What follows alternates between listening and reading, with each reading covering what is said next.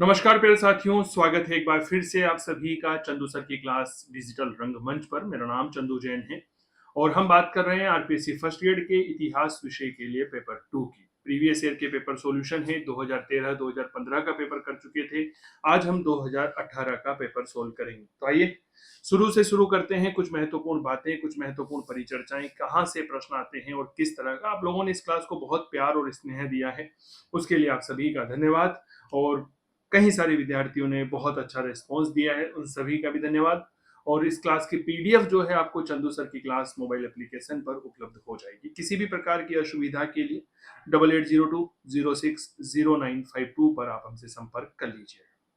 तो चलिए शुरू करते हैं। आज की क्लास का पहला प्रश्न ये रहा। देखिए, मूल रूप से जो पेपर है, थोड़ा सा जूम कर लेते हैं। ये लीजिए, प्राध्यापक इतिहास भर्ती परीक्षा 2018 का है और यह पेपर जो है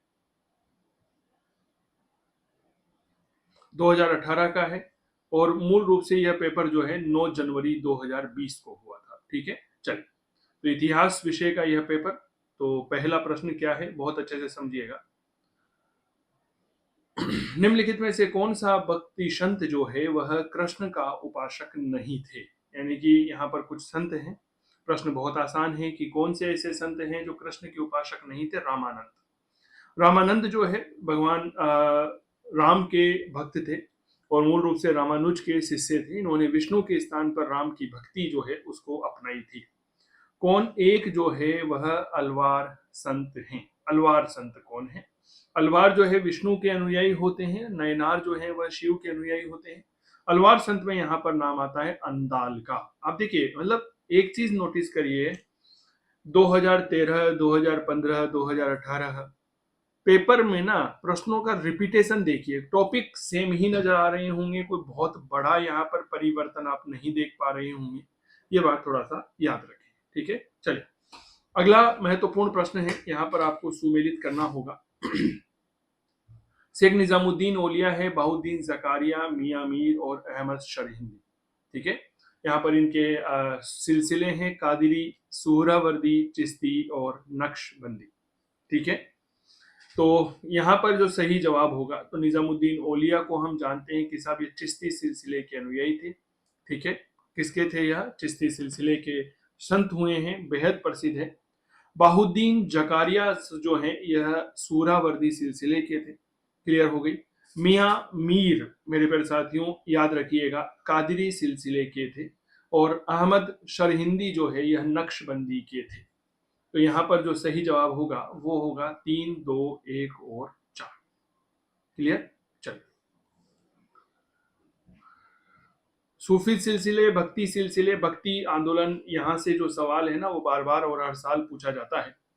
यूरोपियन कंपनियां हैं, इनके आगमन का सही क्रम क्या होगा? यह प्रश्न बहुत ज्यादा लोकप्रिय है, आरपीएससी में बार बार पूछा जाता है। हम कहते हैं साहब सबसे पहले पुर्तगाली आए, फिर डच आए थे, फिर अंग्रेज आए, फिर डेंस आए और फिर फ्रांसीसी आए थे। ठीक है, पुर्तगाली सबसे पहले आए थे और सबसे बाद में गए थे। ठीक है, चल। निम्नलिखित में से कौन सी ऐसी है जो एक डच बस्ती नहीं थी? ठीक है, तो हम कहते हैं सर माहे। माहे जो है यह एक डच बस्ती नहीं थी, क्योंकि माहे एक ऐसी बस्ती थी जो फ्रांसीसियों के द्वारा स्थापित की गई थी। डचों ने मूल रूप से नागपट्टनम हो गया, पुलिकट हो गया, बालासोर हो गया, चिंसूरा हो गया, करिकाल हो गया, कोचीन हो गया, नेगपट्टनम हो गया, काशिम बाजार, बालासोर, ये ऐसी बस्तियां थी जो डचों ने स्थापित की थी। जबकि माही, यनम, करिकुला ये कुछ ऐसी बस्तियां थी जो फ्रांसीसियों ने स्थापित की थी। फ्रांसीसियों द्वारा मद्रास अंग्रेजों को जो वापस है यह कब लौटाया गया था? यानी कि एक तरह से बात करता हूं तो मद्रास पर अंग्रेजों का अधिकार कब हो गया था? अच्छा प्रश्न है। याद रखना यह एक्स ला सेपेल की जो संधि है 1748 में हुई थी, तब हुआ था। ठीक है, थोड़ा सा एक्सप्लेनेशन में कर देता हूं। एक्स ला सेपेल 1748 यूरोप में फ्रांस और ब्रिटेन की कंपनियों के मध्य जो युद्ध चल रहा था उस युद्ध के समाप्त होने पर हुई थी। ठीक है, इस संधि के तहत मद्रास अंग्रेजों को लौटा दिया गया था। उत्तरी अमेरिका का एक लुइस बर्ग जो क्षेत्र था वह फ्रांस को दिया गया था। ठीक है, अगला प्रश्न। ईस्ट इंडिया कंपनी के बारे में यहाँ पर क्या कथन रहेगा जो गलत होगा? असत्य है। 1609 में कैप्टन हॉकिंस सूरत में फैक्ट्री खोलने की अनुमति के इरादे से जहांगीर के दरबार में आया। जहांगीर ने पहले तो अनुमति दे दी, लेकिन बाद में पुर्तगालियों के दबाव में मना कर दिया। अंग्रेजों ने स्वाली में एक पुर्तगाली बेड़े को हराया और जहांगीर ने अंग्रेजों के हित में फरमान जारी कर दिया। पुर्तगाली बेड़ा थॉमस रो के नेतृत्व में हराया गया था। बहुत बढ़िया प्रश्न है, कृपया जवाब दीजिए।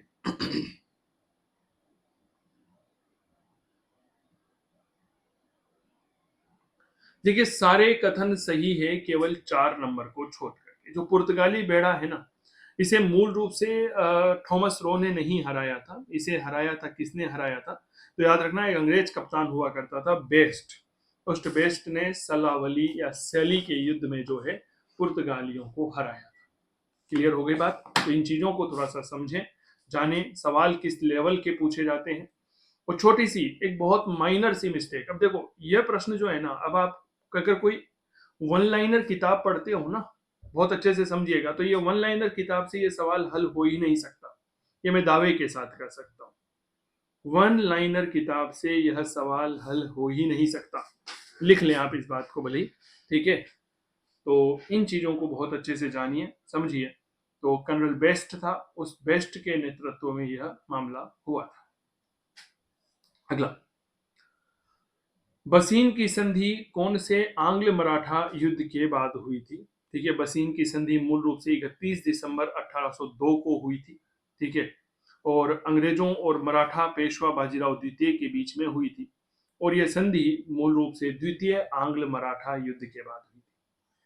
ठीक है, याद रखिएगा, क्लास में एक एक बात को बहुत अच्छे से समझिएगा, बहुत अच्छे से सुनिएगा, कहीं सारी जानकारियां मिलेगी। 1799 में टीपू की मृत्यु के बाद मैसूर की गद्दी पर वेलेजली ने किसे बैठाया था? तो जब हम इसका इतिहास पढ़ते हैं किसका, मैसूर का, तो पता चलता है कृष्ण राज को बैठाया गया था, जो वाडियार वंश का था और एक नाबालिग था। बंगाल में द्वैत शासन किसने स्थापित किया था? बहुत बढ़िया प्रश्न है। तो बंगाल में जब द्वैत शासन की बात आती है, तो अगर मैं बात करता हूं, तो याद रखना, द्वैत शासन की स्थापना रॉबर्ट क्लाइव ने इलाहाबाद की संधि से स्थापित किया था। और इसका अंत जो है, क्योंकि समाप्ति के बाद बात कर रहे हैं, वॉरेन हेस्टिंग्स ने किया था। ठीक है, वॉरेन हेस्टिंग्स ने किया था, ये बात याद रखना। शिवाजी की मुगलों के साथ पहली मुठभेड़ 1657 में हुई थी। उस समय दक्षिणी मुगल साम्राज्य का जो गवर्नर था वह कौन था? याद रखना, उस समय दक्षिणी मुगल साम्राज्य का गवर्नर औरंगजेब हुआ करता था। शाहजहां के समय यह हुई थी। अब देखो, यहां पर प्रश्न पूछा कि साहब 1657 में शिवाजी की मुगलों से पहली मुठभेड़ हुई। ठीक है, अब इस समय मुगल सम्राट कौन था? शाहजहां था, स्वाभाविक बात है। ठीक है ना? चले, मूल संविधान में कितने थे? मूल संविधान में क्या था? तो हम कहते हैं सर 395 तो अनुच्छेद थे और 22 भाग थे, 8 अनुसूचियां थी। तो ये बातें बहुत अच्छे से समझिएगा। प्रश्न इंपॉर्टेंट नहीं है, प्रश्न की जो मैं एक्सप्लेनेशन कर रहा हूं ना, वो इंपॉर्टेंट है। भारतीय संविधान के 19वें अनुच्छेद में मूलतः कितनी प्रकार की जो स्वतंत्रताएं हैं वह शामिल की गई है? तो याद रखिएगा, 7 प्रकार की स्वतंत्रताएं जो है वह दी गई है। लेकिन 44वां संविधान संशोधन हुआ था 1978 में, उसमें संपत्ति का जो अधिकार था उसे हटा दिया गया, उसे विलोपित कर दिया गया था। ठीक है, चलिए, सोलिडस क्या है? जब पहले हम प्राचीन विश्व पढ़ते थे तो ये पढ़ते थे एक प्रकार का स्वर्ण सिक्का हुआ करता था यह, जो रोमन सम्राट कॉन्स्टेंटाइन ने चलाया था। लगभग 4.5 ग्राम का यह सोने का सिक्का हुआ करता था। ठीक है, चलिए, बहुत अभिनंदन। कौन सा एक जो है वह सुमेलित नहीं है? यहाँ पर कुछ क्षेत्र हैं, कुछ भाषा है, उनको समझिए। जैसे कॉप्टिक भाषा मिस्र में, प्यूनिक भाषा उत्तर पश्चिमी उत्तरी अफ्रीका में, केल्टिक भाषा स्पेन में, अरामाइक भाषा यूरोप में। भाई साहब, अरापाइक तो हम आज भी देखते हैं कि मूल रूप से जब सीरिया, फिलिस्तीन और जो पड़ोसी देश हैं उनमें आज भी बोली जाने वाली एक प्राचीन भाषा होती है, मूल रूप से मिडिल ईस्ट में, मध्य एशिया जो होता है वहां पर। चीनी सभ्यता के बारे में क्या जो है वह विषय में सही होंगे। सिया वंश चीन का एक ऐतिहासिक राजवंश था। ठीक है सर। सांग वंश सिया वंश के बाद सत्ता में आया। सी हांग टी का अर्थ होता है पहला सम्राट। सामंती व्यवस्था को समाप्त करने वाले व्यक्ति ने स्वयं को सी हांग टी घोषित किया था। क्या गजब का प्रश्न है भाई साहब, जहां पे अगर सी सही है ना तो डी सही होगा, क्योंकि अगर सामंती व्यवस्था को समाप्त करके राजा बना होगा सी आंगटी, तो स्वाभाविक बात हो गया सी आंगटी का अर्थ पहला सम्राट हो गया, है ना। लॉजिक लगाइए, हालांकि अब आपके प्राचीन विश्व टॉपिक में नहीं है, तो सी और डी, तो इसका मतलब ए और बी भी सही है, तो यह भी आपके यहाँ पर सही होगा। ठीक है, चलिए जी, बहुत बढ़िया। चीनी सृष्टि विषयक आख्यानों के अनुसार सृष्टिकर्ता कौन था? ठीक है, तो याद रखिएगा पान कु। चीनी साम्राज्य का जो मूल पुरुष कहलाता है, आदि पुरुष कहलाता है, संस्थापक कहलाता है, वह पान कु ही होता है। सक्कारा के सीढ़ीदार पिरामिड का जो निर्माण है वह किस शासक की कब्र के रूप में किया गया है? याद रखना, जोसेर। ठीक है, तो जोसेर जो है, इसके बारे में थोड़ा सा समझिएगा। मिस्र के तीसरे राजवंश का संस्थापक था जोसेर। के इतनी ज्यादा चीजें भी आपके सिलेबस में नहीं है, तो मुझे नहीं लगता कि चर्चा करना चाहिए। रानी क्लियोपेट्रा, भाई साहब यूट्यूब पर सर्च करिएगा, रानी क्लियोपेट्रा अपनी अद्भुत सुंदरता के लिए जानी जाती है, मिस्र की रानी हुआ करती थी। ठीक है, हाँ या ना का जवाब दीजिएगा। तो मिस्र के शासक टोलमी जो 13वां था, थियोस फिलाफेटर, मार्क एंटोनी और मेरे दोस्त टोलेमी 14 की पत्नी के रूप में रानी क्लियोपेट्रा को याद रखते हैं। भौगोलिक क्षेत्र को रोमन साम्राज्य का हृदय कहा जाता है। क्या गजब का प्रश्न है सर, याद रखना, भूमध्य सागर को। ठीक है ना। पहले प्राचीन विश्व जब पढ़ाया जाता था ना, मैंने जब 2020 का बैच पढ़ाया था, तो उसमें मैं भौगोलिक स्थिति भी एक टॉपिक है ना, उसके बारे में जरूर पढ़ाता था। भौगोलिक स्थिति का तात्पर्य क्या होता है, जैसे हम राजस्थान इतिहास पढ़ते हैं, राजस्थान के भौतिक विभाग पढ़ते हैं ना, ठीक उसी प्रकार विश्व के भी कुछ भौतिक विभाग में एक क्लास ले लिया करते थे, तो उससे चीजें जो है वह क्लियर हो जाया करती थी। हिजरी संवत की शुरुआत जो है यह किसने की थी? याद रखना, उमर प्रथम था, इसने हिजरी संवत की शुरुआत की थी। ठीक है, 16 जुलाई 622 ईस्वी के आसपास की बात है। पैगंबर मोहम्मद साहब मक्का छोड़कर मदीना चले गए और इस घटना को हिजरत कहा गया और यहीं से हिजरी संवत शुरू हुआ था। ठीक है, चलिए, बहुत अभिनंदन। एक टॉपिक हुआ करता था पहले, मुस्लिम और ईसाई धर्म, तो हम इनको भी बहुत रच रच के पढ़ते थे, लेकिन होता ही नहीं है जो, तो क्या कर सकते हैं। सीरा है, हदीत है, सुन्नह है, तफसीर है। कुरान की व्याख्या, पारंपरिक सामाजिक प्रथाएं, पैगंबर के कथनों और कृत्यों के अभिलेख और पैगंबर की जीवनी। यहाँ पर मुस्लिम पद है और उनके जो है मेरे प्यारे साथियों अर्थ आपके समक्ष हैं। तो देखिए, सीरा पैगंबर की जीवनी होती है। हदीत मूल रूप से पैगंबर के कृत्यों, कथनों और कृत्यों का अभिलेख है। सुनह पारंपरिक सामाजिक प्रथाएं, तशरीफ जो है वह कुरान की व्याख्याएं होती है। तो सही जवाब क्या होगा भैया? DCBA होगा। क्लियर? इस क्लास की पीडीएफ आपको चंदू सर की क्लास मोबाइल एप्लीकेशन पर मिलेगी, आप उसे डाउनलोड कर सकते हैं गूगल प्ले स्टोर पर। वहीं पर इतिहास विषय के कहीं ऑनलाइन कोर्सेज भी उपलब्ध है। तुर्गान ए चहलगामी को किसने खत्म किया था? इल्तुतमिश ने तो इसकी स्थापना की थी और बलवान ने 40 गुलामों की दल का दमन किया था। उलट बांसी, हाँ हाँ, उल्टी बात। उलट बांसी का मतलब क्या होता है? उल्टी बात, यानी कि घुमा फिरा करके कहना। ठीक है, इसका मतलब ये भी हो सकता है कि प्रचलित अर्थ जो होता है उसे एकदम से विपरीत बात कहना, है ना। किसी ने पूछा, मान लीजिए कि भैया पेट्रोल पंप कहाँ पर है, तो जवाब मिलता है, पूछा तो ये था कि पेट्रोल पंप कहाँ पर है, जवाब दिया आग लगानी है के। समझ रहे हैं? अब भाई पेट्रोल पंप है तो स्वाभाविक बात है गाड़ी में पेट्रोल भरवाना होगा। ठीक है, ये बात याद रखना। कबीर दास जी जो है, इन्होंने उलटबासी इनसे संबंधित है। भाई साहब, मौर्य काल का प्रश्न है। प्राचीन व्यापारिक मार्ग दक्षिणापथ, दक्षिणापथ यानी कि साउथ से जुड़ा हुआ है यह। ठीक है, और जब दक्षिण भारत की बात की जाती है तो यह पाटलिपुत्र से प्रतिष्ठान, मेरे पर साथियों याद रखिएगा, यहां तक हुआ करता था। मजा तो आता है प्रीवियस ईयर के पेपर। आप कमेंट करके बताइएगा कि आप में से कितने प्यारे साथियों ने आरपीएससी फर्स्ट ग्रेड इतिहास के प्रीवियस ईयर के पेपर देखे हैं। कितने सारे ऐसे लोग हैं, ऐसे विद्यार्थी हैं जिन्होंने प्रीवियस ईयर के पेपर देखे हैं और अनुमान लगाए, एनालिसिस। मेरी क्लास देखिएगा आप इसी यूट्यूब चैनल पर, ठीक है ना। निम्नलिखित में से कौन सी अशोक के शासनकाल में प्रांतीय राजधानी नहीं थी? भाई साहब आरपीएससी ने इस प्रश्न को राजी राजी क्या कर दिया, डिलीट कर दिया। ओम डिलीट करिष्यामी। बहुत आनंद के साथ इस प्रश्न को आरपीएससी ने डिलीट कर दिया। तक्षशिला उत्तरापथ की राजधानी थी, सुवर्णगिरी दक्षिणापथ की थी, कलिंग की तोशली और धोली दोनों ही थी, यानी कि चारों की चारों राजधानियां थी।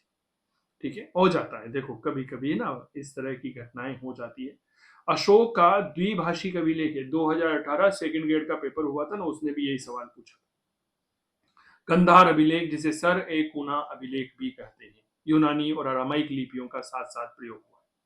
आंध्र सातवाहन शासकों की सबसे लंबी सूची हमें मत्स्य पुराण में मिलती है, मैंने पढ़ाया हुआ है, जिसमें 30 राजाओं की जानकारी दी गई है। गुप्त काल की मुद्राओं के संदर्भ में आपके सवाल है और पूछा गया है कि सत्य कथन क्या होगा। ठीक है, बताइए। गुप्त शासकों ने सुगढ़ स्वर्ण सिक्के जारी किए। मुद्राओं का पूर्व भाग चित्तपटल शासनारूढ़ राजा को विभिन्न मुद्राओं प्रदर्शित करता है। मुद्रा के पृष्ठभाग पर धार्मिक प्रतीक है। चंद्रगुप्त द्वितीय विक्रमादित्य ने सिंहंता प्रकार के सिक्के किए। देखो, गुप्त काल की मुद्राओं को लेकर ना आपको एक बात बता देता हूँ, आरपीएससी में बहुत बार सवाल पूछा गया। पिछली बार जब असिस्टेंट प्रोफेसर का पेपर हुआ था ना, तभी चंद्रगुप्त विक्रमादित्य और समुद्रगुप्त की मुद्राएं सम्मिलित रूप से पूछी थी, तो इस बार भी पूछी है। और ये चारों ही सवाल जो कथन है बिल्कुल सही है कि गुप्त शासकों ने सुगढ़ स्वर्ण सिक्के, सुगढ़ का मतलब होता है कि वेल, मतलब पूरी तरह से अच्छे से बने हुए, वेल शेप्ड जिन्हें हम कहते हैं, गढ़े हुए, है ना। और जो पूर्व भाग, यानी कि एक तरह से जब उनको देखते हैं तो उसमें कई तरह के राजाओं की विभिन्न मुद्राएं देखने को मिलती है। जैसे समुद्रगुप्त की बात करते तो वीणा वादन की मुद्रा देखने को मिलती है। ठीक है। पृष्ठभाग पर धार्मिक प्रतीक है ना। और जो सिंहंता प्रकार के सिक्के चंद्रगुप्त विक्रमादित्य ने जारी किए थे। अब देखो साहब, उन साहित्यिक स्त्रोतों को चिन्हित करिए जिसमें रामगुप्त और ध्रुव देवी का उल्लेख आया है। देवी चंद्रगुप्तम, काव्य मीमांसा, हर्ष चरित्र, मालती माधव। रामगुप्त और ध्रुव देवी की जो कथा है, यह मूल रूप से हमें देवी चंद्रगुप्तम, काव्य मीमांसा और हर्ष चरित्र नामक ग्रंथों में देखने को मिलती है। ठीक है। मालती माधव में हमें इस तरह की कोई भी जानकारी देखने को नहीं मिलती। ठीक है, चलिए। इसके अलावा अरबी लेखक हुए हैं अबुल फजल, उन्होंने किताब लिखी थी मुजमल उल तवारिक, उसमें भी जानकारी मिलती है। बाणभट्ट के हर्ष चरित्र में भी जानकारी देखने को मिलती है इसे। ठीक है ना। भोज का श्रृंगार प्रकाश है, उसमें भी मिलती है। मुंडित सिर वाली गुप्तकालीन जो बुद्ध की मूर्ति है, मुंडित, मुंडित का मतलब जिसमें सिर जो है वह मुंडवा दिया गया है, तो यह मूल रूप से मथुरा शैली में बना हुआ है और यह मान कुंवर यानी कि प्रयागराज से प्राप्त हुआ है। ठीक है, चलिए। कौन सा नाटक भास ने नहीं लिखा है? मैंने पहले भी कहा है कि कवि भास की किताबें 2013 में भी पूछी गई थी, 2018 में फिर से पूछी गई। कुल मिलाकर 13 नाटक इसने लिखे थे, आपको पता होगा। जैसे मध्यम व्यायोग लिखा था इसने, कर्णभार लिखा, धूत वाक्य लिखा था, धूत घटोत्कच लिखा था, उस भंग लिखा था, एक पंचरात्र लिखा था, बालचरित्र लिखा, ठीक है ना। प्रतिज्ञा योगंध रायणम लिखा, अविमारक लिखा था, एक लिखा था प्रतिमा था शायद, प्रतिमा भी है एक। स्वप्न वासवदत्ता है भास का ही चारुदत्तम है। तो ये है, तो इनको बारे में थोड़ा सा आपको पता होना चाहिए। कर्ण भरम अपने आप में नाटक है, रत्नमाला नहीं है सब। कितने नाटक लिखे थे भास ने? याद रखिएगा जी, कुल मिलाकर के 13 नाटक लिखे थे। क्लियर? 13। इस क्लास की पीडीएफ मैं आपको बता ही चुका हूं, चंदू सर की क्लास मोबाइल एप्लीकेशन पर मिलेगी। गुप्त काल में पूर्वी भारत से होने वाले सामुद्रिक व्यापार का सबसे बड़ा केंद्र था ताम्रलिप्ति। पूर्वी भारत का ताम्रलिप्ति था। तो पश्चिमी भारत की जब हम बात करते हैं तो वहां पर भृगु कच्छ था। सुंग कला का केंद्र नहीं था, सब वल्लभी। सुंग कला के जो केंद्र थे उनमें बोध गया का नाम आता है, भरूच है, बेसनगर है ना, सांची है, ये है, वल्लभी नहीं था। ठीक है ना। सकलोत्तर पतनाथ कहा गया है? सम्राट हर्षवर्धन ने समस्त उत्तर भारत पर जीत प्राप्त की थी। ठीक है, ये बात याद रखना। और इसे मूल रूप से आरपीएससी ने तो हालांकि इस प्रश्न को डिलीट कर दिया था, मैं आपको बता दूं। लेकिन जब हम इतिहास को थोड़ा सा पढ़ते हैं ना, तो चालुक्य अभिलेख जो है, उस चालुक्य अभिलेख में हर्षवर्धन को सकलोत्तर पतनाथ कहा गया है। किसमें कहा गया? चालुक्य। लेकिन आरपीएससी ने इस प्रश्न को डिलीट कर दिया। थोड़ा सा एक असमंजस की स्थिति पैदा करता है आरपीएससी के द्वारा इस तरह से प्रश्न को डिलीट कर देना, क्योंकि जब हम सम्राट हर्षवर्धन के बारे में पढ़ते हैं इतिहास में, 406 से 447 ईस्वी तक गद्दी पर रहा था वह, तो चालुक्य अभिलेखों में ही उसे सकलोत्तर पतनाथ कहा गया है। सम्राट हर्षवर्धन के दरबार में नहीं था। ठीक है, मातंग दिवाकर था। ठीक है, बाणभट्ट था, मयूर भट्ट था, मयूर शर्मन नहीं था। यह मूल रूप से कदम्ब राज्य का संस्थापक था, मयूर शर्मन।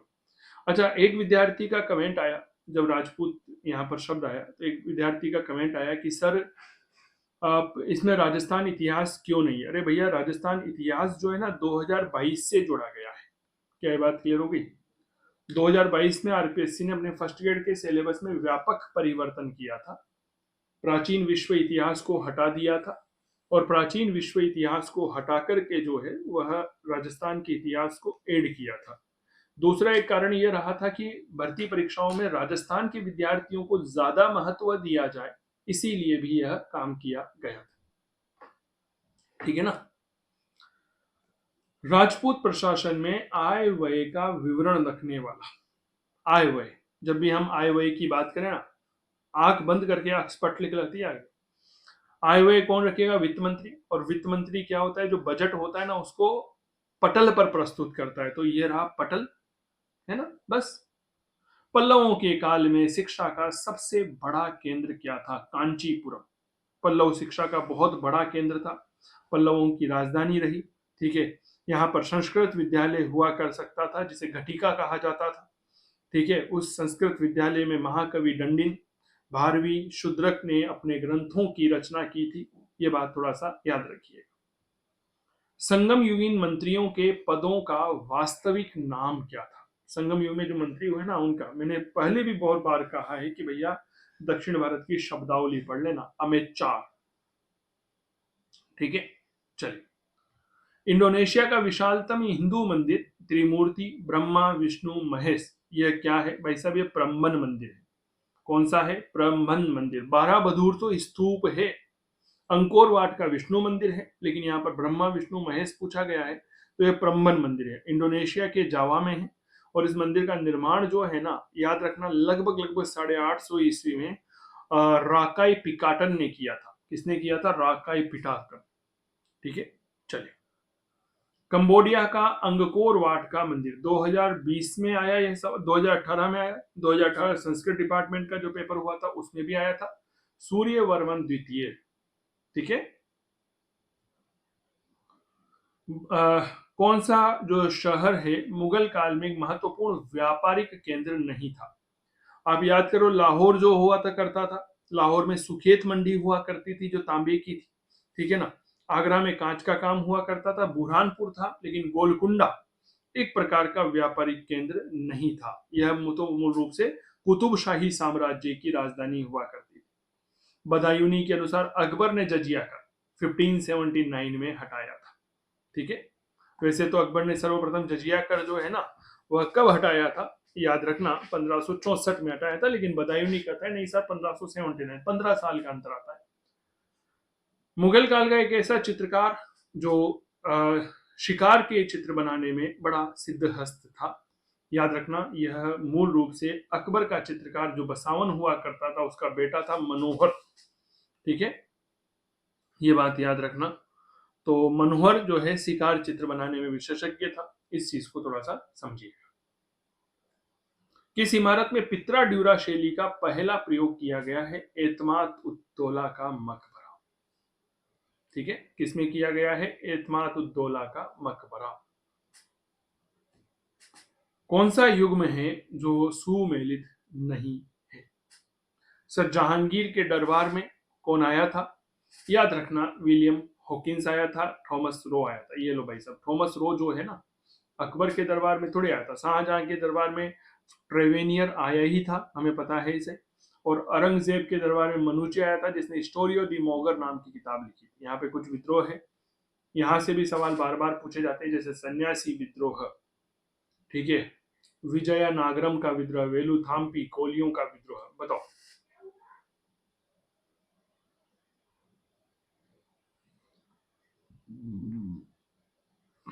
देखो साहब, सन्यासी विद्रोह बंगाल में हुआ था, लगभग 1770 के आसपास की बात है। द्विज नारायण और केना सरकार ने नेतृत्व किया था, ठीक है।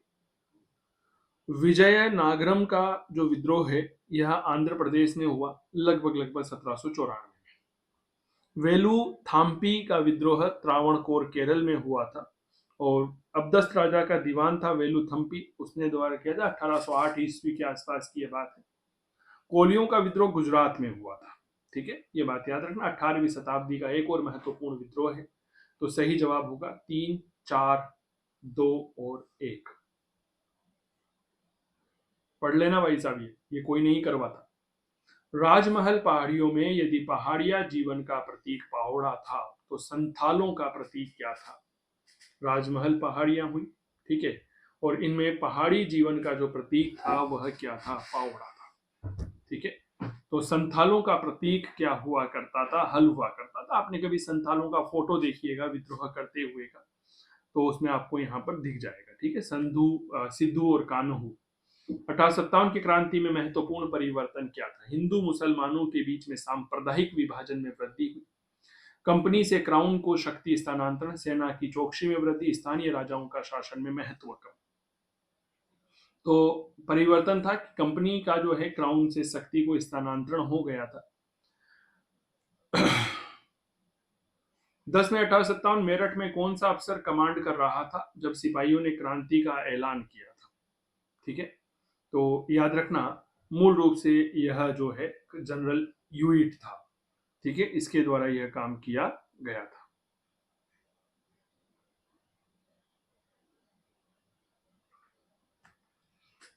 देखो एक बात मैं आपको बता दूं, कुछ विद्यार्थी पूछते सर पीडीएफ वगैरह कहाँ पर मिलेगी? अरे भैया घबराने की आवश्यकता नहीं है, हम आपके लिए चंदू सर की क्लास मोबाइल एप्लीकेशन लाए हैं, ठीक है। गूगल प्ले स्टोर से आप चंदू सर की क्लास मोबाइल एप्लीकेशन डाउनलोड करिए। यहाँ पर जो है आपको पीडीएफ वगैरह सब कुछ मिल जाएगी, इस क्लास की पीडीएफ यहीं पर मिलती है। हिस्ट्री का कोर्स यहाँ पर अवेलेबल है। अब देखो, अभी जैसे बंगाल में वैकेंसी आई हुई है, ठीक है ना। अब सर कई सारे विद्यार्थी पूछते हैं सर क्या करें क्या नहीं करें। अरे घबराते क्यों, हमने आपके लिए फाउंडेशन कोर्स लॉन्च किया हुआ है। अब फाउंडेशन कोर्स का सबसे अच्छी बात क्या है? फाउंडेशन कोर्स की सबसे अच्छी बात यह है कि इस कोर्स में ना आप, मेरे प्यारे साथियों, KVS, NVS, Rajasthan first year Bengal में आया, डी में आया, ईएमआरएस में मध्य प्रदेश, यूपी, आप जहां की भी तैयारी करते हो उसके लिए सर्वश्रेष्ठ है। यूपी टीजीटी हिस्ट्री का अलग से कोर्स है, सेकंड ग्रेड एसएसटी अलग से है, टॉपिक वाइज टेस्ट सीरीज अलग से है, हार्ड कॉपी में नोट्स अलग से हैं, सॉफ्ट कॉपी में लेना चाहते हैं तो वो भी है, विश्व इतिहास, प्राचीन, मध्यकालीन और आधुनिक भारत, ये सब चीजें आपको एक ही एप्लीकेशन पर मिल जाएगी। चंदू सर की क्लास इतिहास का यह अद्भुत मंच है। अगर आपकी कोई भी दिक्कत आती है तो आप हमसे संपर्क कर सकते हैं, 8802060952, ठीक है, ये मोबाइल नंबर है। बाकी आप चंदू सर की क्लास मोबाइल एप्लीकेशन डाउनलोड करके इस क्लास की और जो भी दूसरी क्लासेस उन सब क्लासेस की पीडीएफ डाउनलोड करके आप उनका प्रिंट आउट ले सकते हैं। ऐसी सुविधा कोई नहीं देता है, ये मैं आपको बता देता हूँ। निम्नलिखित में से किस समाचार पत्र को भारत में अंग्रेजी सरकार की कृपा दृष्टि प्राप्त थी? बहुत बढ़िया समाचार पत्र है। जॉर्ज एलन ने बेसिकली 1865 में एक समाचार पत्र प्रकाशित किया था। इसने जॉर्ज एलन ने, नाम था पायोनियर, ठीक है, इलाहाबाद से। शिकागो में धर्म संसद 1893 में हुई थी, 11 सितंबर को स्वामी विवेकानंद ने यहाँ पर भाग लिया था। केशव चंद्र सेन, उनके समर्थकों ने 1866 में कौन सा जो समाज है वह बनाया था? ब्रह्म समाज ऑफ इंडिया। आपको यह पता होगा कि केशव चंद्र सेन एक उदारवादी विचारों के व्यक्ति थे। इन्होंने ब्रह्म समाज को लोकप्रिय बनाया था, और इन्होंने और इनके समर्थकों ने 1866 में ब्रह्म समाज ऑफ इंडिया की स्थापना की थी। दयानंद सरस्वती की प्रसिद्ध कृति का नाम जिसमें उनके विशाल विचार मिलते हैं। दयानंद सरस्वती ने कौन सी किताब लिखी थी? सत्यार्थ प्रकाश। मूल रूप से हिंदी में उदयपुर में बैठ करके लिखी, अजमेर से प्रकाशित करवाई थी। बॉम्बे प्रेसिडेंसी एसोसिएशन की संस्था से संबंधित नहीं है। ठीक है, तो याद रखना यहाँ पर बॉम्बे प्रेसिडेंसी एसोसिएशन जो 1885 में फिरोज शाह मेहता, बदरुद्दीन तैयब, केटी तेलंग ने स्थापित की थी, इससे देवेंद्र नाथ टैगोर जो है वह जुड़े हुए नहीं है।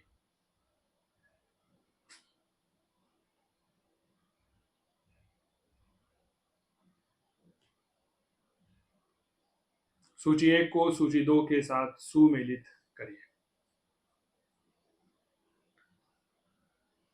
Vernacular press act 1858, Indian university अधिनियम 1904, बहुत लोकप्रिय है। तो ये तो उसके समय क्या बोलते हैं उन्हें, कर्जन। काउंसिल अधिनियम मिंटो, ठीक है। रोलेक्ट एक्ट जेम्स स्पॉट, प्रेस अधिनियम लीटन, ए में 3 आएगा, यूनिवर्सिटी में 2 आएगा, काउंसिल अधिनियम में मिंटो, रोलेक्ट एक्ट में चेम्सफोर्ड, यानी कि 3 2 4 1, ये रहा ऑप्शन नंबर 3। कितने सरल सवाल आते थे यार, कभी कभी तो ऐसा लगता है। भारत सरकार अधिनियम 1919 में महत्वपूर्ण है क्योंकि उसने शुरू किया था द्वैत शासन। एम आई राइट और रॉन्ग? बताइए।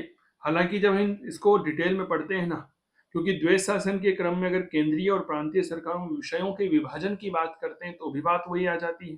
क्या ये बात क्लियर हो गई? तो इसमें 2 और 4 होंगे, लेकिन चूंकि आरपीएससी ने दोनों ही ऑप्शन एक ही प्रश्न में दे दिए, इसीलिए आरपीएससी ने इस प्रश्न को क्या कर दिया, डिलीट कर दिया। ओम डिलीट करिष्यामि स्वाहा। सही है। मेयो, इंडियन रेलवे की शुरुआत, नॉर्थब्रुक, प्रिंस ऑफ एडिनबर्ग की भारत यात्रा, लिटन, दिल्ली दरबार, रिपन, भारत की द्वितीय जनगणना। बताओ भाई साहब। अब देखो इस प्रश्न में भी आप देखो 3 और 4 जो है ना वो बिल्कुल सुमेलित थे। कैसे सुमेलित थे मैं आपको बताता हूँ। लॉर्ड लिटन के काल में 1877 में दिल्ली दरबार हुआ था, और 1881 में लॉर्ड रिपन जो था उसके कार्यकाल में दूसरी जनगणना हुई थी। तो आरपीसी ने इस प्रश्न को भी क्या कर दिया, ओम डिलीट करिष्यामि स्वाहा। भाई साहब 58 में से 4 प्रश्न तो डिलीट कर दिए गए। निम्नलिखित में से किस वर्ष सिविल सेवा की परीक्षा की जो अधिकतम आयु है यह 19 वर्ष कर दी गई थी? ठीक है, 1878 में 21 वर्ष से घटा करके अधिकतम आयु जो है वह 19 वर्ष कर दी गई थी। ठीक है, थोड़ा विश्व इतिहास की कुछ सवाल। हॉलैंड का प्रसिद्ध मानवतावादी विचारक साहित्यकार कौन था जिसे एक विश्व नागरिक की संज्ञा दी गई थी? इरेस्मस। ठीक है, हाँ या ना का जवाब दीजिएगा। इरेस्मस ने ही फ्रेज ऑफ फोली नाम की बहुत प्रसिद्ध किताब लिखी थी। The handbook of the Christian thought and the method of to the philosophy, इसमें लिखा। और याद रखना कोलोक्वीज, ये भी किताब इसकी। मार्टिन लूथर ने सन्यासी जीवन को निरर्थक बताया था। सन्यासी को क्या कहा जाता है? मॉन्क कहा जाता है। ये रहा ऑन मोनास्टिक वॉज। कई सारे सवाल। तो मैं आपको एक बात बताऊं, मेरे प्यारे साथियों,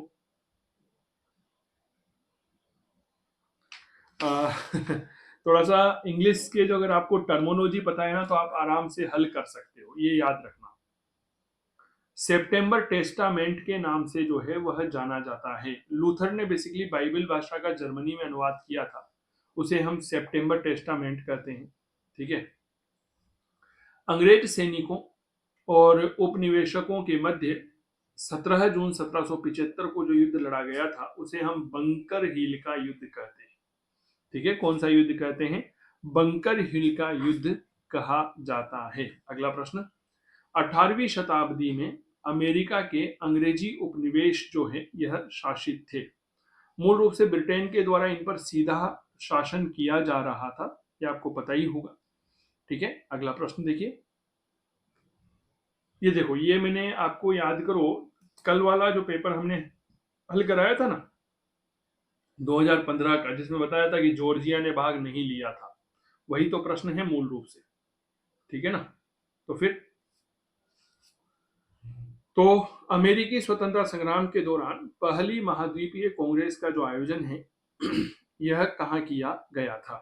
भाई साहब यह आयोजन किया गया था फिलाडेल्फिया में। ठीक है, 5 सितंबर 1774 को हुई थी। ठीक है, जॉर्जिया इसमें भाग नहीं लेता है। ठीक है, 56 प्रतिनिधियों ने इसमें हिस्सा लिया था। ठीक है, और 13 में से जॉर्जिया ने भाग नहीं लिया था, तो 12 उपनिवेश थे इसमें भाग लेने वाले।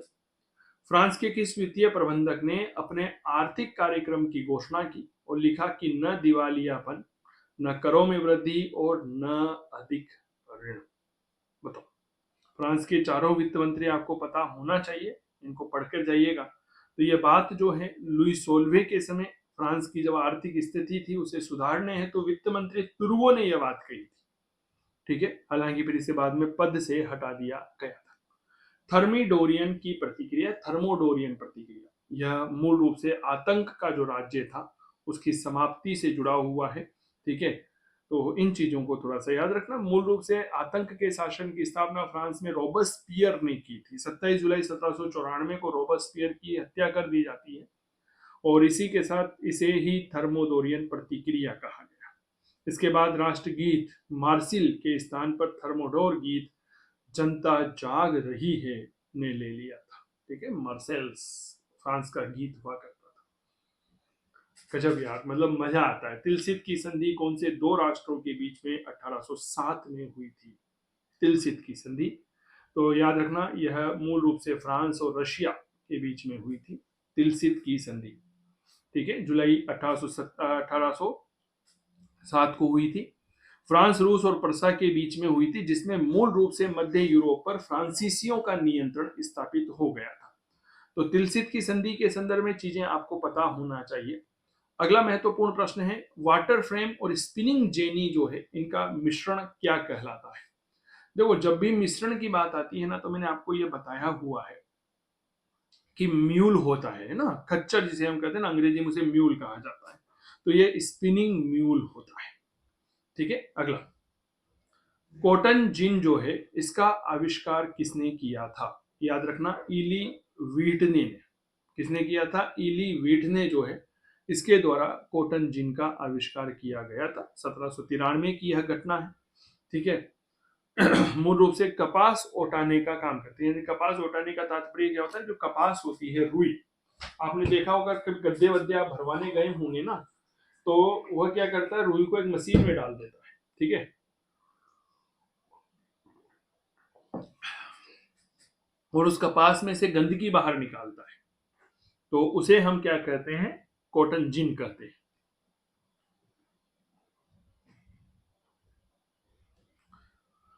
वाणिज्यवाद का आधारभूत सिद्धांत जो है वह क्या होता है?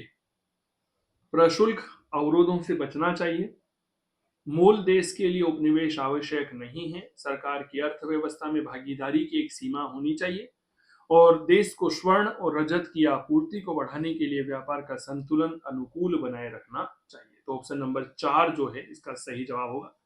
वाणिज्यवाद जरूर पढ़ के जाइएगा, इससे सवाल पूछा जाता है, बार बार पूछा जाता है और हर एग्जाम में पूछा गया। मैंने भी इतिहास के कई सारे पेपर सोल्व करवा दिए हैं। प्लोम्बियर्स समझौता किन के बीच में हुआ था? बहुत अच्छा प्रश्न है। 21 जुलाई सन 1858 को हुआ था। ठीक है, और मूल रूप से नेपोलियन तृतीय और इटली के काबूल के बीच में यह प्लोम्बर समझौता हुआ था, जिसमें मूल रूप से यह तय किया गया था कि भावी युद्धों में इटली को ऑस्ट्रिया के विरुद्ध फ्रांस की सहायता प्राप्त होगी। राजनीतिक एकीकरण से पूर्व जर्मनी के आर्थिक एकीकरण में किस व्यवस्था ने योगदान दिया था? जोलवरीन एक चुंगी संघ था और इसने ही यह मदद की थी। ठीक है, जोलवरीन। क्लियर? जर्मनी के एकीकरण में ऑस्ट्रिया और प्रेशिया के बीच में कौन सा निर्णायक युद्ध लड़ा गया था? ऑस्ट्रिया और प्रशा के बीच में एक निर्णायक युद्ध हुआ। ठीक है, तो यह कौन सा युद्ध था? मूल रूप से 3 जुलाई 1866 को कोनिग्रास का युद्ध हुआ था। अब आप कहोगे सर कोनिग्रास का युद्ध तो इसमें है ही नहीं। अरे मेरे लालों, मेरी लालियों, कोनिग्रास के युद्ध को ही सेडोवा का युद्ध भी कहा जाता है।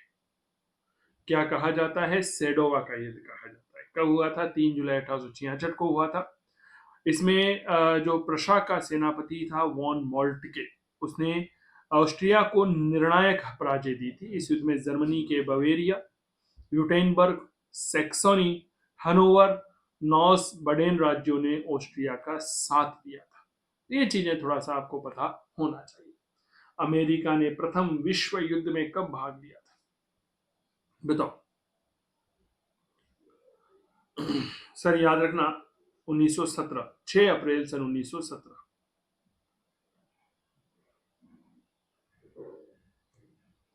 प्रथम विश्व युद्ध में जो गठबंधन हुए थे उन्हें सुमेलित करिएगा। ट्रिपल अलायंस, इंग्लैंड फ्रांस संधि, रूस फ्रांस संधि, ट्रिपल एतांत, बताइए। देखो मैंने एक बात आपको पहले भी कही थी, कल भी, परसों भी कही, आज फिर कह रहा हूं। जर्मनी के एकीकरण के बाद में जितने भी गठबंधन बने हैं ना, इनको बहुत अच्छे से पढ़ के जाइएगा। ट्रिपल अलायंस जो है मूल रूप से सन 1882 ईस्वी को जर्मनी, ऑस्ट्रेलिया और इटली के बीच हुआ था। इंग्लैंड फ्रांस की जो संधि है जिसे हम हार्दिक समझौता कहते हैं, यह 1904 में हुआ। रूस और मेरे दोस्त फ्रांस की जो ट्रीटी है यह 1894 में हुई थी। और ट्रिपल एतांत आपसी समझदारी से ब्रिटेन, फ्रांस, रशिया के बीच में 1907 में हुआ था। तो 1-3-2, 1-3-2-4, ये रहा भैया। कल भी प्रश्न था 2016 वाले 15 वाले पेपर में, और आज फिर आया है, और 2022 का करवाऊंगा तो वहां पे भी आएगा। सन 1920 में 25 सूत्रीय नाजी कार्यक्रम की रचना किसने की थी? ठीक है, 25 सूत्रीय नाजी कार्यक्रम जो था इसकी रचना करने वाला कौन था? गोटफ्राइड फीडर। ठीक है, इसने 25 सूत्रीय नाजी कार्यक्रम का जो है वह घोषणा की थी। यह हिटलर का बहुत बड़ा सहयोगी था। इस क्लास की पीडीएफ आपको चंदू सर की क्लास मोबाइल एप्लीकेशन पर मिल जाएगी। गूगल प्ले स्टोर से आप इस चंदू सर की क्लास मोबाइल एप्लीकेशन को डाउनलोड कर सकते हैं। किसी भी प्रकार की असुविधा के लिए आप 8802060952 पर हमसे संपर्क कर सकते हैं। ठीक है, चलिए अगला प्रश्न। इटली ने 1936 ईस्वी में किस अफ्रीकन राज्य पर अधिकार कर लिया? भाई साहब बहुत गजब का प्रश्न। ठीक है, याद रखना, अबिसीनिया। अबिसीनिया की एक राजधानी अदिस अबाबा हुआ करती थी, और ये चीजें आपको पता होना चाहिए। किस देश ने सुरक्षा के उद्देश्य से मेजिनो लाइन का निर्माण किया था? मेजिनो लाइन मूल रूप से फ्रांस ने तैयार की थी। इसे मेगिनाट लाइन भी कहा जाता है। ये बात याद रखना, फ्रांस का एक युद्ध मंत्री हुआ करता था आंद्रे मेगिनाट, उसके नाम पर रखा गया। कंक्रीट की किलेबंदी हथियार रखने के स्थानों की एक रेखा थी जो जर्मनी से बचने के लिए फ्रांस ने तैयार की थी, मेजिनो लाइन। हाँ हाँ हाँ भाई साहब, ये मैं अक्सर कहता हूँ कि राजा याद रखो, राजवंश याद रखो, चीजें यहाँ से पूछी जाती है। बहुत बढ़िया। विजयालय, हाँ हाँ हाँ, चोल साम्राज्य का था। पुलकेशिन प्रथम चालुक्य, हाय हाय रब्बा, क्या गजब का है प्रश्न है मेरे वीरों। सॉरी, पुलकेशिन, चालुक्य, अच्छा अच्छा, दोनों चालुक्य हैं इसमें। ठीक है ठीक है ठीक है। तो ऐसा ऑप्शन बैठाना पड़ेगा अपने को। एक मिनट रुक जाइए। देखो साहब, विजयालय जो है यह चोल का है। ठीक है, अब सिंह वर्मन जो है ना ये पल्लव का है। तो आप ऐसा ऑप्शन देखिए जिसमें ए में तो 4 हो। ये रहा, एक से ही हो जाएगा, दो में आगे बढ़ने की आवश्यकता ही नहीं है, दिमाग लगाने की आवश्यकता ही नहीं है ना। तो यहाँ पर पुलकेशिन ये वाला चालुक्य होगा, और विजया द्वितीय भी ये वाला चालुक्य होगा। अब ठीक है ना मामला? अब ठीक है। हम्म,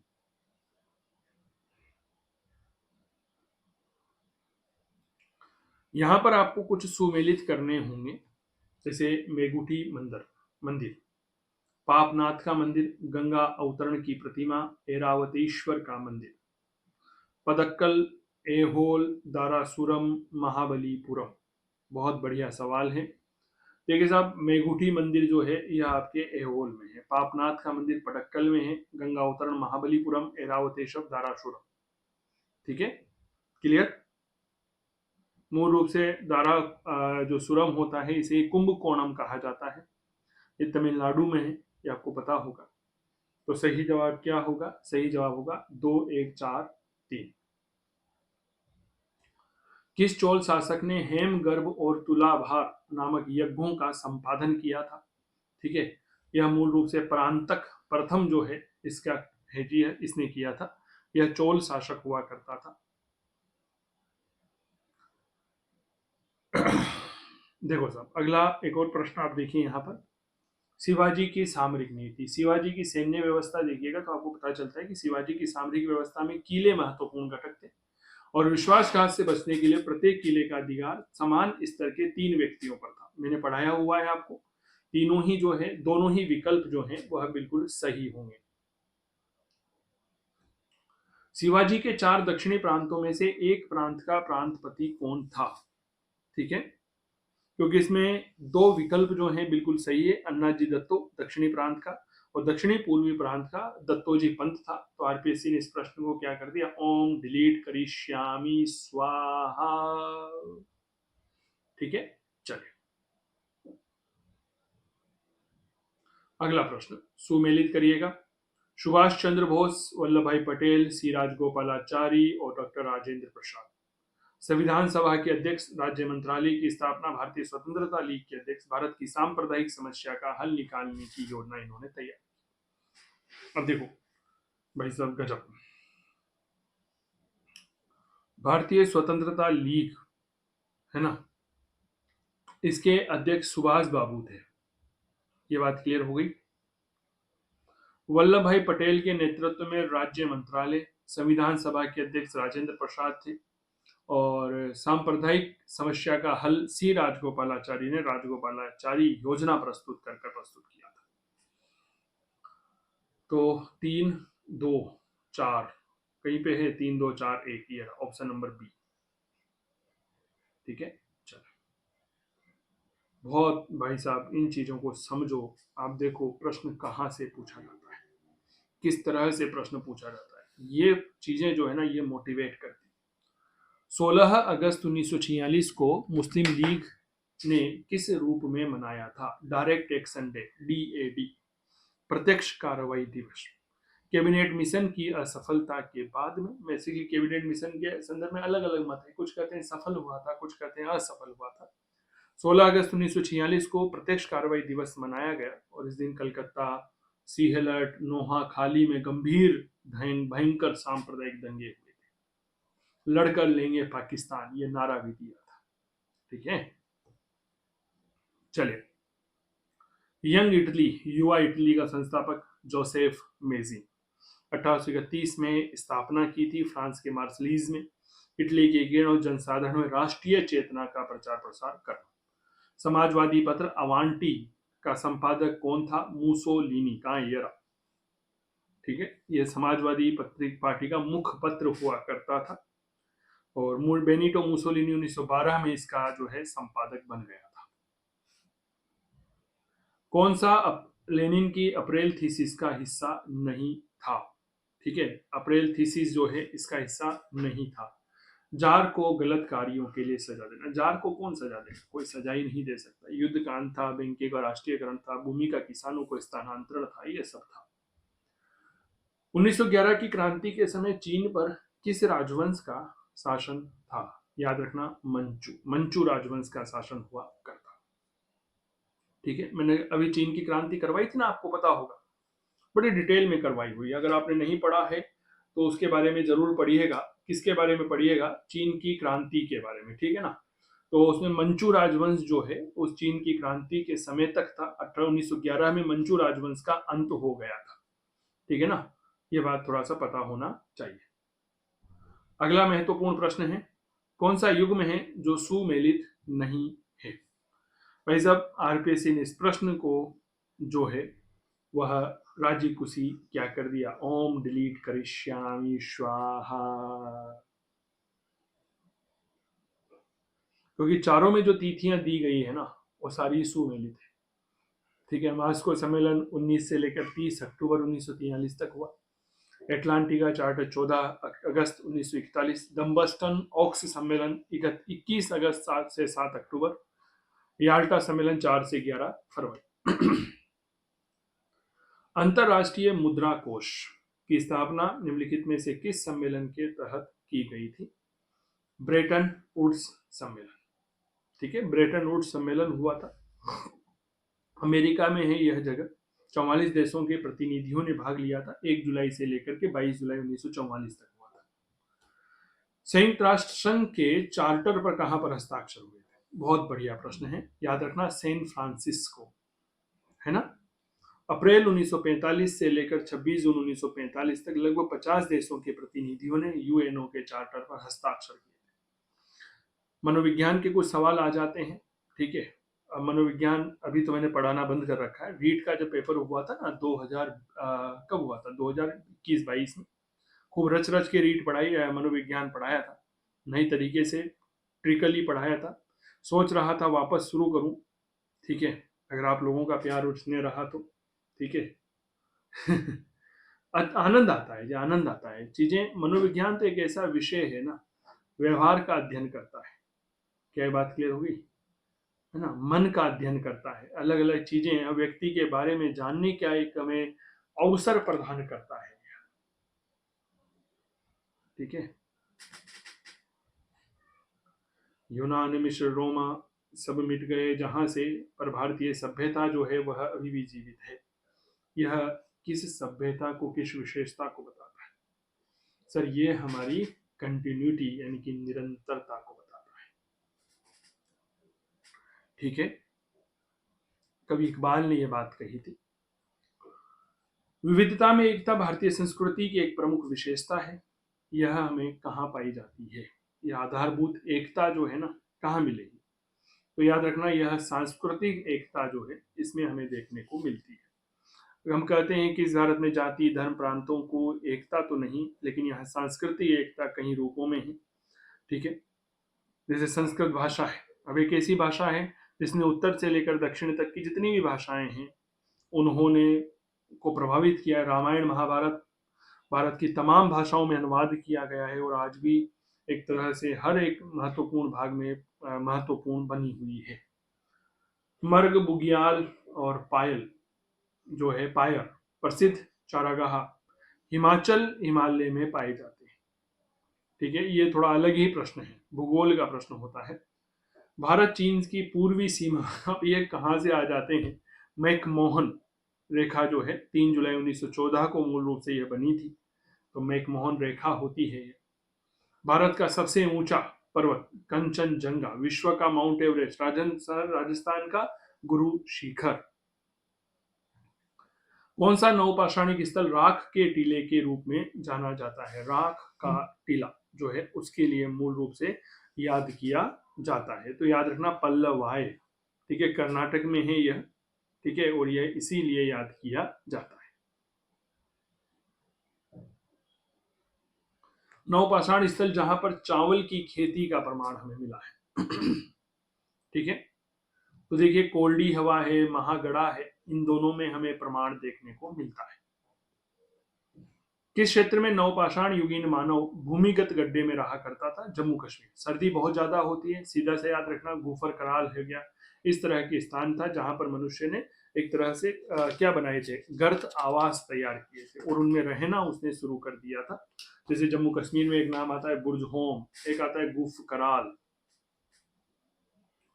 मध्य प्रदेश में आदमगढ़ और राजस्थान में बागोर जो है, यहाँ से पालतू जानवरों के साक्ष्य मिले, दोनों ही मध्य पाषाण काल के हैं। इस क्लास की पीडीएफ में बार बार कह रहा हूं, आपको चंदू सर की क्लास मोबाइल एप्लीकेशन पर मिल जाएगी। यहाँ पर इतिहास के कई सारे कोर्सेज उपलब्ध हैं, आप देख लीजिए। अब आप कहोगे सर बार बार क्यों बता रहे हो? भैया बार बार बताना पड़ता है, ठीक है ना, बार बार बताना पड़ता है मेरे वीरों, मेरी वीरांगनाओं, ठीक है। आनंद के साथ पढ़िए, क्योंकि कई सारे विद्यार्थी क्लास में बाद में जुड़ते हैं स्किप करके। आजकल विद्यार्थियों की एक बहुत खराब आदत कहूंगा मैं, स्किप करके देखने की। उस स्किप करने के दौरान कई सारी चीजें जो है वो निकल जाती है। सो R37 जो कब्रिस्तान है ये हमें हड़प्पा से मिला है। लोथल से गोदीवाड़ा, कालीबंगा से जुता हुआ खेत जहां पर दोहरी फसलें, मोहनजोदड़ो से कांसे की बनी हुई नर्तकी, ठीक है। पशुपति की मोहर, भाई साहब 2013, 2015, 2018 तीनों पेपर में आया कांसी है पशुपति की मोहर। क्या प्रोटो शिवा।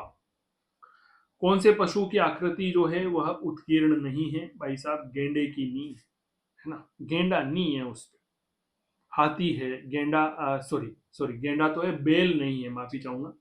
उसमें गेंडा तो है पर बेल की आकृति जो है हमें देखने को नहीं मिलती। वृषभ, गेंडा है, हाथी है, बाघ है, भैंसा है, इधर से एक वो है हिरण, दो हिरण है, छह आकृतियां हैं पांच पशुओं की। सिंधु सभ्यता का कौन सा स्थल है जो बलूचिस्तान में हमें देखने को मिलता है?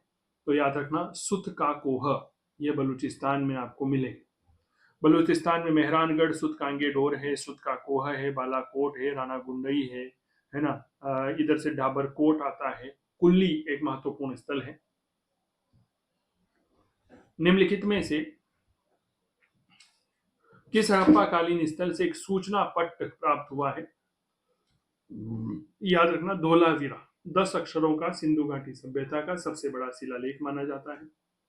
कौन सा कथन है जो सही नहीं है? ऋग्वेद में 33 देवों, अब देखो ये प्रश्न रिपीट हुआ है, पिछली बार भी था, 2013 वाले में फिर आया है। 33 देवों का उल्लेख 4 आश्रमों का जाबाल उपनिषद सही है ना।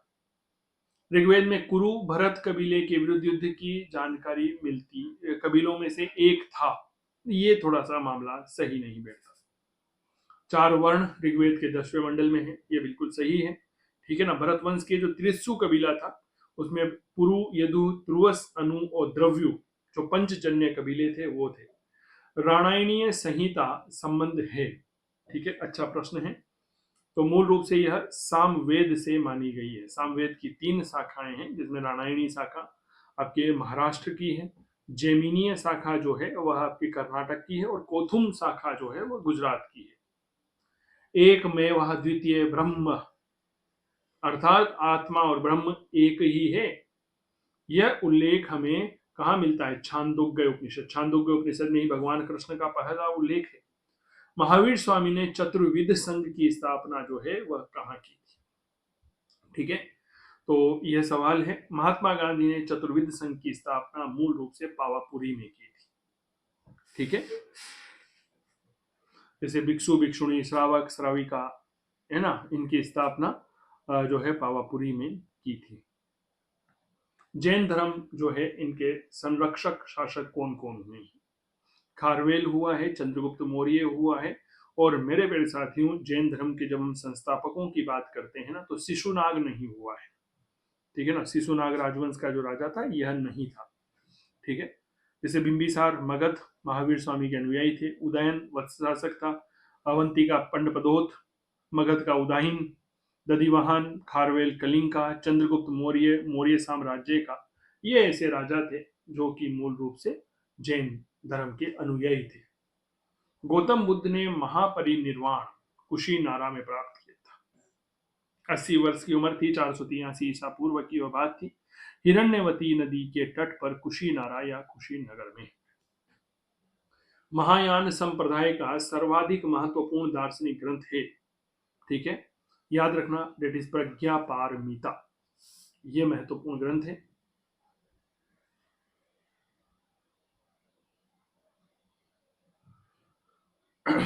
अगला प्रश्न,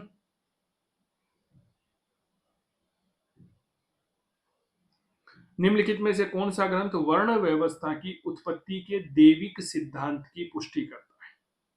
ठीक है, अब भाई साहब यार यह प्रश्न जो है ना, मतलब थोड़ा सा उचित नहीं है। हालांकि ऋग्वेद के 10वें मंडल में हमें इनकी बात मिलती है कि एक विराट पुरुष है। विराट पुरुष के कहीं सारे सिर हैं, हजारों आंखें हैं, 1000 पैर हैं, है ना। उसी के जो मुख है उससे ब्राह्मण की, हाथों से वैश्य, हाथों से क्षत्रिय की, पेट से जो है वैश्य की, और जांघों से जो है शूद्र की उत्पत्ति हुई। तो इसमें ऋग्वेद होना चाहिए, लेकिन आरपीएससी ने इस प्रश्न को क्या कर दिया? डिलीट कर दिया। तो इसीलिए भैया ओम डिलीट करिष्यामि स्वाहा। थोड़ा सा एक तरह से कहते हैं ना, समझ से प्रे है, डिलीट कर देना। तजकिरा से तात्पर्य क्या है? तो याद रखना, जीवनी परख पुस्तक है यह तजकीरा। ठीक है, समझ में आ गई? तजकीरा क्या है? किसी लेखक की जीवनी को दर्शाने वाली कृतियों का संग्रह है। उल्लेख करना, याद करना एक ऐसी बातें जो कहानियों के माध्यम से समझी जाती है।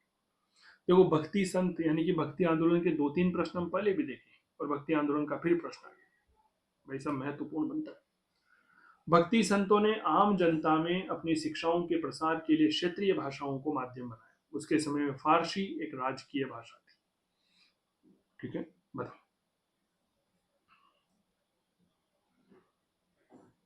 देखो दोनों ही होने में तो बिल्कुल सही है ना, लेकिन सही व्याख्या हो थोड़ा सा ये उचित नहीं है, क्योंकि फारसी भाषा होना और क्षेत्रीय भाषा में माध्यम में उपदेश देना उचित नहीं है। जौनपुर की स्थापना किसने की थी? जौनपुर की स्थापना की थी फिरोज शाह तुगलक ने। विद्यार्थियों ने पता है क्या गलती की इसमें? जब ये पेपर आया ना तो विद्यार्थियों ने इसमें इब्राहिम शर्की लगाया था, क्योंकि जौनपुर में शर्की राजवंश का शासन था। एम आई राइट और रॉन्ग? बस वही गलती कर दी।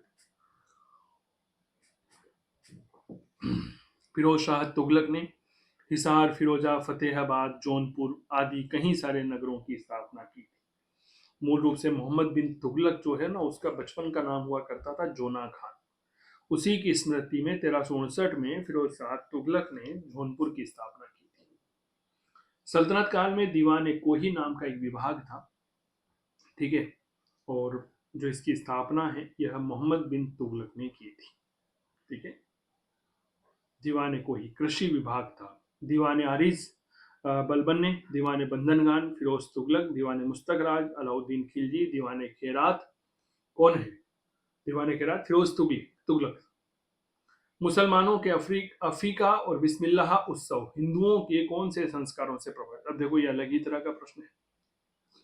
अफीका और बिस्मिल्लाह, देखो बिस्मिल्लाह जो है ना, मूल रूप से यह विद्या आरंभ से जुड़ा हुआ है। अफीका जो है ये मुंडन से जुड़ा हुआ है, तो 3 नंबर सही होगा। भक्ति संतों के कार्य क्षेत्र, ये कल भी मैंने बताया था ना 2015 वाले में, है ना, और ये फिर आ गया। शंकरदेव असम, भाई साहब पहला ही गलत है। शंकरदेव असम। उत्तर प्रदेश से कबीरदास जी, सूरदास जी है, ये सब जुड़े हुए हैं। नामदेव पंजाब सही है। नामदेव महाराष्ट्र में भी हुए हैं। तुकाराम महाराष्ट्र सही है। चैतन्य महाप्रभु बंगाल सही है। ठीक है, तो ये था 2018 का पेपर। कैसा लगा हमें कमेंट करके बताइएगा, और ये जो नवाचार हमने आपके लिए शुरू किया है यह आपको कैसा लगा यह भी जरूर बताइए। तो आप इतिहास का अद्भुत मंच, चंदू सर की क्लास मोबाइल ऐप पर जो उपलब्ध कोर्स है इनसे आप जुड़ सकते हैं। हमारी हेल्पलाइन नंबर 8802060952 है। यहाँ पर कई सारे कोर्स उपलब्ध हैं। इसी मोबाइल एप्लीकेशन पर आपको पीडीएफ भी मिल जाएगी इतिहास के तमाम तरह के कोर्स है। सबसे लोकप्रिय जो कोर्स है ना वो फाउंडेशन कोर्स है। देखो फाउंडेशन कोर्स की सबसे बड़ी विशेषता क्या है मैं आपको बताता हूँ मेरे प्यारे साथियों। एक सेकंड रुक जाइए। फाउंडेशन कोर्स का परिचय, चलिए कोई बात नहीं, ये रहा। देखो फाउंडेशन कोर्स की सबसे बड़ी विशेषता क्या है कि जैसे मान लीजिए आप एक ही कोर्स लेते हैं तो इसमें आप केवीएस हो गया, D triple S B, NVS, EMRS हो गई, और पीजीटी की जितनी भी सभी राज्यों की परीक्षाएं होती है ना, चाहे यूपी की हो, एमपी की हो, बिहार की हो, छत्तीसगढ़ की हो, अभी जैसे पश्चिमी बंगाल में भर्ती परीक्षा आई हुई है, ठीक है, आपके हरियाणा का हो, हिमाचल प्रदेश हो, जहां पर भी पेपर होता है उन सभी के लिए यह क्लास उपयोगी है। इसमें एनसीईआरटी की क्लासें भी आपको मिल जाती है, सब कुछ मिलेगा, संपूर्ण पाठ्यक्रम रहेगा, पीडीएफ में प्रिंटेबल नोट्स रहेंगे, पाठ्य प्रमाणिक पुस्तकों के आधार पर है, समय समय पर doubt clearing session, topic wise video test आपको यहाँ पर मिलेंगे। तो फिर देरी किस बात की। साथ ही मेरे दोस्त 2 साल के लिए वैलिडिटी हम आपको यहाँ पर देते हैं। बेसिक टू एडवांस कोर्स है यह, तो आप इसको जुड़िए। इस क्लास की पीडीएफ आपको वही चंदू सर की क्लास मोबाइल एप्लीकेशन पर मिल जाएगी। बाकी स्वस्थ रहें, मस्त रहें, तंदुरुस्त रहें, करते रहें इतिहास की बात चंदू जैन के साथ। नमस्कार।